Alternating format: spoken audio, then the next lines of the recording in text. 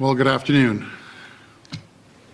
There's no doubt that this third wave has been different from anything we've faced so far. The risks are greater and the stakes are higher. And right now, we have a two-part strategy. First, get needles into arms and limit mobility, limit the spread to protect our ICUs and hospitals. We need to get the vaccines where they will have the greatest impact as quickly as possible. Yesterday, we announced new details on how we're going to get more vaccines to hotspots right across the regions as quickly as possible. This will be critical to getting this third wave under control. We're moving into the next phase of our vaccine distribution strategy. As we speak, mobile vaccination teams are being organized to get vaccines to where they will have the greatest impact. We're deploying numerous mobile vaccine clinics in shelters, residential buildings, community centers, as well as churches, mosques, synagogues, temples, and other faith-based locations in the highest risk neighborhoods. This will include mobile vaccine clinics in high-risk workplaces that will remain open for the sake of our supply chain, starting with those in hotspot regions. As we bring these mobile clinics online, vaccines will be eligible for people aged 18 years of age and over in the high-risk neighborhoods. Friends, our frontline education workers are absolute champions. And while our experts tell us that schools remain a safe space for students and workers, we want to do everything we can to keep them the same way.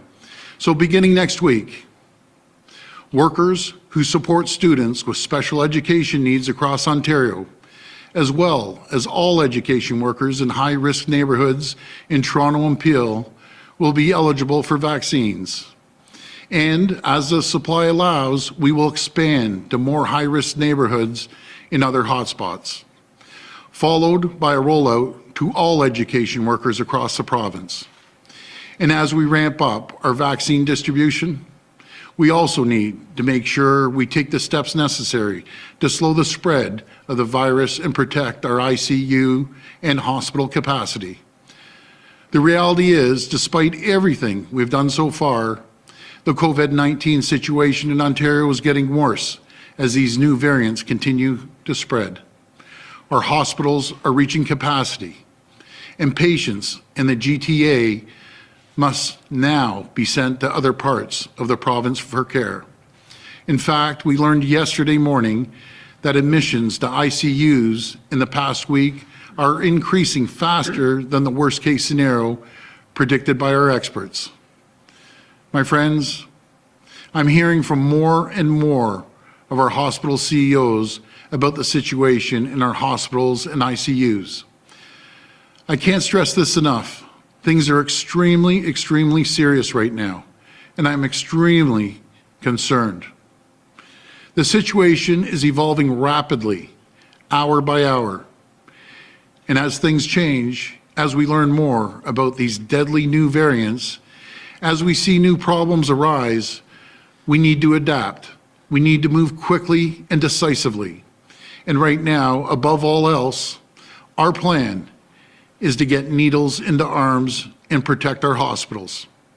That's why today, on the advice of the Chief Medical Officer of Health, I'm declaring a state of emergency with a province-wide stay-at-home order effective 12:01 a.m. Thursday. This will be in effect for 4 weeks. With a few exceptions, the stay-at-home order will be similar to what we went through earlier this year.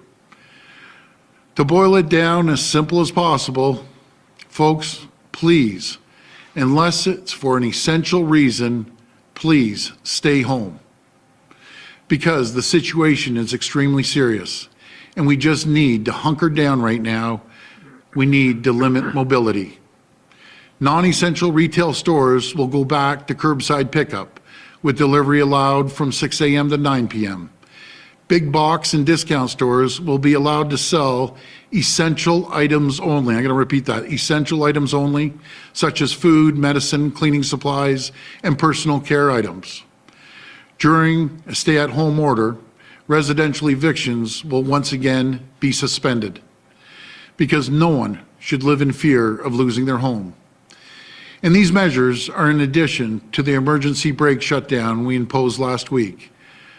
I know this is tough on businesses, but I promise we will continue to have your backs. In our 2021 budget, we doubled the Ontario Small Business Support Grant, providing eligible small businesses up to $40,000 to get through this. But with these additional measures, we will limit mobility, limit the spread, keep people safe, and allow more time to deliver vaccines. And be assured, vaccines remain our best hope to beat this virus. Yesterday, we administered a record number of vaccines, over 104,000, for a total of 2.7 million to date.